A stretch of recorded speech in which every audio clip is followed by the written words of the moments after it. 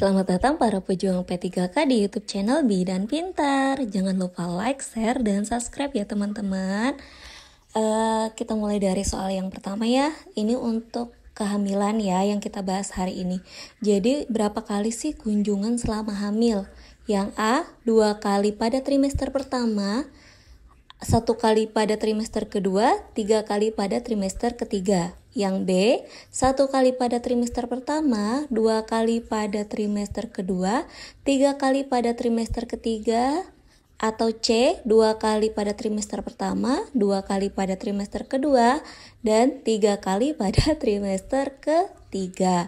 Yang D, 1 kali pada trimester pertama, 1 kali pada trimester kedua, dan 3 kali pada trimester ketiga. Atau yang E nih teman-teman, 1 kali pada trimester pertama, 1 kali juga pada trimester kedua, dan 2 kali pada trimester ketiga. Jadi yang mana nih jawabannya? Ya, untuk kalau literatur yang dulu, buku yang dulu memang jawabannya yang A ya. 2 kali pada trimester pertama, 1 kali pada trimester kedua, dan 3 kali pada trimester ketiga. Tapi literatur yang terbaru ya, buku yang terbaru di 2023 ini, untuk kunjungan selama hamil itu yang B ya, yang benar, 1 kali pada trimester pertama, 2 kali pada trimester kedua, dan 3 kali pada trimester ketiga. Tapi untuk kunjungan dokter tetap di K1 pada trimester pertama dan K5 pada trimester ketiga ya. Lanjut nomor 2, Nyonya A umur 25 tahun datang ke puskesmas untuk kunjungan yang pertama. Ibu mengatakan usia kehamilannya sekitar 2 bulan. Kapan kunjungan ulang yang dijadwalkan bidan untuk pemeriksaan oleh dokter lagi? Jadi dia sudah ya untuk pemeriksaan dokter yang pertama. Jadi pemeriksaan dokter yang selanjutnya kapan lagi nih? Untuk pemeriksaan dokter disarankan biasanya di K1 pada trimester 1 dan di K5 pada di trimester 3 ya. Jadi kalau untuk trimester 5 itu berada di 30 sampai 34 minggu. Jawabannya C. Lanjut soal yang ketiga, berapa kalori yang dibutuhkan ibu hamil nih? Jadi untuk yang A, 2.500 sampai 3.000 kalori. B, 2.000 sampai 2.500 kalori. C, 2.000 sampai 3.000 kalori. Yang D, 1.500 sampai 2.000 kalori. Yang E, 3.000 sampai 3.500 kalori. Yang mana nih teman-teman jawabannya? Ya. Jadi jawabannya yang A ya, 2.500 sampai 3.000 kalori ya. Jadi dia tuh ada peningkatan kebutuhan kalori pada ibu hamil. Lanjut soal nomor 4, ibu hamil umur 23 tahun datang ke PMB untuk kunjungan ulang. Hasil pemeriksaan usia kehamilan 28 minggu, pada pundus teraba bagian bulat, keras dan melenting, sumbu memanjang, janin searah dengan sumbu panjang ibu. Bagian bawah teraba agak bulat dan sudah masuk pintu atas panggul. Berapa tingkat pundus uteri menurut Leopold pada kasus tersebut? A. Sepusat. B. 3 jari di atas pusat. C. 3 jari di bawah pusat. D. Setara proksesus hipodeus. Yang E di antara pusat dengan PX. Jadi yang mana nih teman-teman? Ya.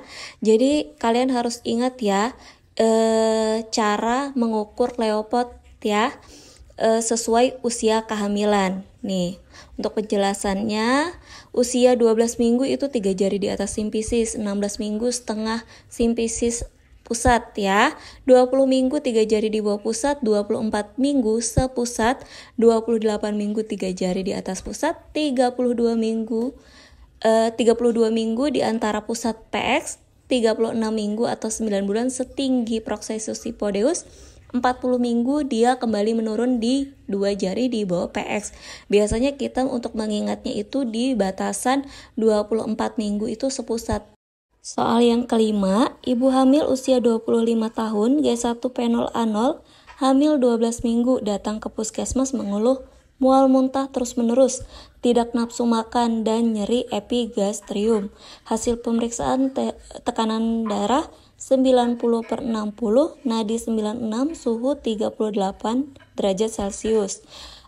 Pernapasan 18, napas tercium bau aseton, terlihat khawatir dengan keadaan dirinya. Apakah diagnosis pada kasus tersebut? Yang A, emesis gravidarum, yang B, hipermesis gravidarum tingkat 1, yang C, hipermesis gravidarum tingkat 2, yang D, hipermesis gravidarum tingkat 3, yang E, hipermesis gravidarum tingkat 4. Nah, jadi untuk penjelasan hipermesis ya, kalau jawabannya sendiri yang C ya, hipermesis gravidarum tingkat 2. Karena yang ada cirinya dia berbau aseton ya. Jadi bisa kita ciriin di situ untuk di soal yang napasnya sudah bau aseton itu udah grade 2 ya. Kalau yang grade 3 itu biasanya kesadaran sudah menurun, somnolen sampai koma ya. Soal yang ke-6, seorang ibu hamil 27 tahun, hamil 36 minggu, datang ke PMB dengan keluhan pusing, mata berkunang-kunang, dan konjungtivanya pucat. Hasil pemeriksaan tensi 90/60, nadi 80, respirasi 20, suhu 37, pemeriksaan penunjang HB 5 gram. Ya, apa diagnosa pada kasus tersebut? Yang A, ibu hamil dengan anemia ringan. Yang B, ibu hamil dengan anemia sedang. Yang C, ibu hamil dengan anemia berat. Yang D, ibu hamil dengan preeklamsi ringan. Atau E, ibu hamil dengan preeklamsi berat. Yang mana nih teman-teman? Dia sudah dinyatakan dari hasil pemeriksaan penunjangnya itu HB-nya didapat 5. 5 itu berarti sudah memasuki anemia berat. Kalau anemia berat dia kan HB-nya itu di bawah 7 gram. Ya. Nih untuk klasifikasi anemia sendiri boleh dicek ya. Dan nilai batas untuk anemia sendiri pada trimester 1, 2, dan 3 itu beda ya.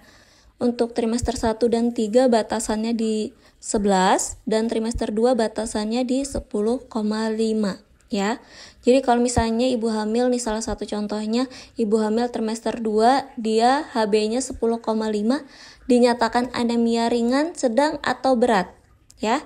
Dinyatakan apa nih teman-teman? Dinyatakan masih anemia fisiologis ya kalau dia di batas nilai ambang anemia tersebut. Ya, jadi gitu.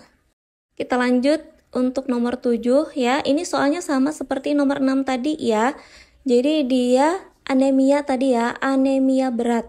Jadi apa diagnosa potensial janin yang mungkin muncul?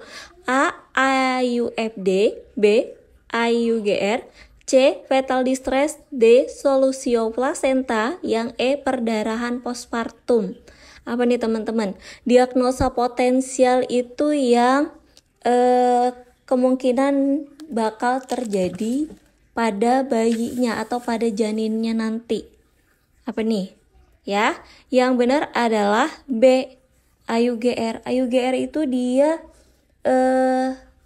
terhambatnya pertumbuhan atau perkembangan pada janin ya. Bisa juga kelahiran prematur bisa ya. Untuk nomor 8 sendiri masih soal yang sama seperti yang tadi mengenai anemia berat ya. Tapi yang ditanyakan tata laksana pada kasus tersebut. Yang A, pemberian zat besi 1x1, yang B, pemberian zat besi 2x1, yang C, memberikan transfusi darah, D, merujuk ke rumah sakit, atau E, memberikan konseling makanan kaya zat besi. Dia sudah anemia berat nih, jadi kita harus tata laksananya? Harus merujuk ke rumah sakit untuk diberikan perawatan lebih lanjut ya. Jadi jawabannya D. Untuk nomor 9, Nyonya D usia 22 tahun, datang ke bidan untuk memeriksakan kehamilannya.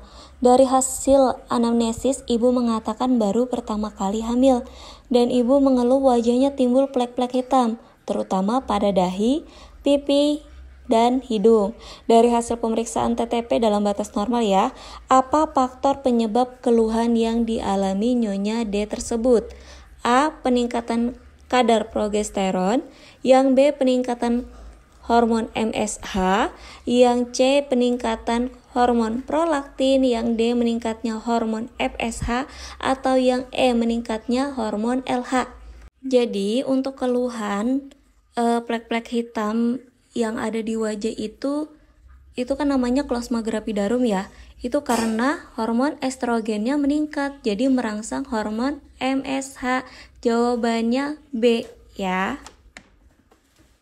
Soal selanjutnya nomor 10, ibu hamil 25 tahun G1 fenolanol hamil 36 minggu datang ke PMB dengan keluhan ada pengeluaran air dari jalan lahir sejak 2 hari yang lalu. Hasil pemeriksaan TTP dalam batas normal ya, pemeriksaan dalam tidak ada pembukaan, porsio tertutup, terlihat adanya pelepasan air per vaginam. Apa diagnosis yang tepat pada kasus tersebut nih teman-teman? A. Oligohydramnion, B. Polyhydramnion, C. Gameli, D. Infartu, atau E. Ketuban pecah dini ya. Jadi itu sudah dikatakan bahwa dia keluar air-air dari 2 hari yang lalu. Jadi udah pasti dia jawabannya E. Ketuban pecah dini ya. Untuk soal yang nomor 11 masih sama yang tadi ya. Jadi dia kan kasusnya tadi KPD. Yang ditanyakan pemeriksaan penunjang apa yang paling tepat pada kasus tersebut. Yang A. Protein urin, B. Reduksi urin, C. Menggunakan kertas lakmus, D. Pemeriksaan HbSAg, atau E. Sedimen urin. Apa nih teman-teman jawabannya? Ya. Jadi untuk KPD pemeriksaan penunjangnya ialah C. Menggunakan kertas lakmus. Kalau yang A itu protein urin untuk penegakan diagnosa pada eklamsi ya, biasanya dicek protein urinnya. Kalau yang reduksi urin itu untuk menegakkan diagnosa dia diabetes atau tidak. Sedangkan yang HbSAg buat pemeriksaan hepatitis enggak nih ibunya ya gitu.